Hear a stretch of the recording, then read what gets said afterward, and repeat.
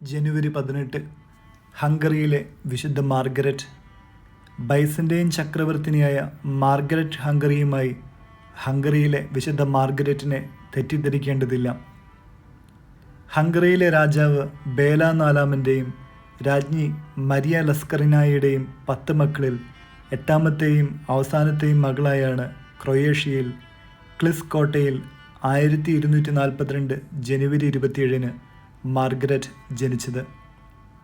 ഹംഗറിയിലെ Mongolian ആക്രമണ സമയത്ത് അവർ ക്രൊയേഷ്യയിൽ താമസിച്ചു. മംഗോളിയരിൽ നിന്ന് ഹംഗറിയെ രക്ഷിച്ചാൽ തങ്ങളുടെ അടുത്ത കുഞ്ഞിനെ ദൈവത്തിന് സമർപ്പിക്കാമെന്നവർ വാക്ക് നൽകി.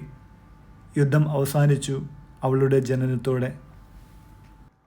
1245 3 വയസ്സുള്ള മാർഗരറ്റിനെ മാതാപിതാക്കൾ വെസ്പ്രമിലെ ഡൊമിനിക്കൻ ആശ്രമത്തിൽ ഏൽപ്പിച്ചു. 6 വർഷത്തിന് ശേഷം തുടർജീവിതം മുഴുവനും ബുഡാൻ ദ്വീപിലെ മുയൽ ദ്വീപ് എന്ന് വിളിക്കപ്പെടുന്ന ന്യൂലാക്സിഗേറ്റിൽ ആയിരുന്നു. ബൊഹേമിയയിലെ രാജാവായ ഒട്ടോക്കർ രണ്ടാമനുമായി ഒരു രാഷ്ട്രീയ വിവാഹം നടത്താനുള്ള പിതാവിൻ്റെ ശ്രമത്തെ അവൾ എതിർത്തു. തൻ്റെ 18ാം വയസ്സിൽ അവൾ നിത്യവ്രതം സ്വീകരിച്ചു.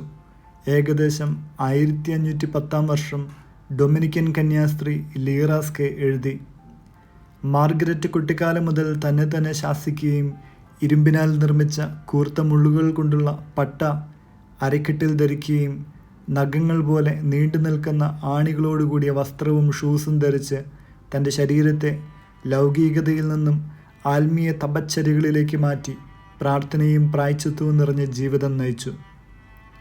അതിരുകടന്ന തപസ്സുകൊണ്ടാകാം 1270 ജനുവരി 18 27ാം വയസ്സിൽ ഹംഗറിയിലെ മാർഗരറ്റ് അന്തരിച്ചു. മരണശേഷം ഉടൻ തന്നെ അവളൊരു വിശുദ്ധിയായി പരിഗണിക്കപ്പെട്ടതിൻ്റെ ഉദാഹരണമാണ് 1426 രേഖകളിൽ കാണപ്പെടുന്ന സാല കൗണ്ടിയിലെ ബോക്ക്ഫോൾഡിൽ മാർഗരറ്റിൻ്റെ നാമധേയത്തിലുള്ള പള്ളി. അവളുടെ മരണശേഷം സ്വസഹോദരൻ സ്റ്റീഫൻ രാജാവിൻ്റെ അഭ്യർത്ഥന പ്രകാരം മാർഗരറ്റിനെ വിശുദ്ധിയായി പ്രഖ്യാപിക്കുവാനുള്ള നാമകരണ നടപടികൾ ആരംഭിച്ചു. 1270 1276 ഇടയിലായി നാമകരണത്തിനാവശ്യമായ എല്ലാ പ്രക്രിയകളും പൂർത്തിയായെങ്കിലും വിശുദ്ധ പദവി നൽകൽ പ്രക്രിയ വിജയിച്ചില്ല.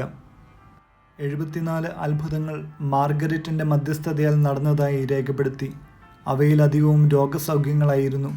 ചിലത് മരിച്ചവരുടെ ജീവനിലേക്കുള്ള തിരിച്ചുവരവായിരുന്നു. 1640 1770 മാർഗരറ്റിൻ്റെ വിശുദ്ധ പദവിയിലേക്കുള്ള ഒരുക്കങ്ങൾ പരാജയപ്പെട്ടു. ഒടുവിൽ 1943 നവംബർ 19 പയസ് 12ാമൻ പാപ്പ അവളെ വിശുദ്ധിയായി പ്രഖ്യാപിച്ചു. അന്നേ ദിനം അവളുടെ അമ്മായിയായ ഹംഗറിയിലെ വിശുദ്ധ എലിസബത്തിൻ്റെ തിരുനാൾ ദിനം കൂടിയാണ്.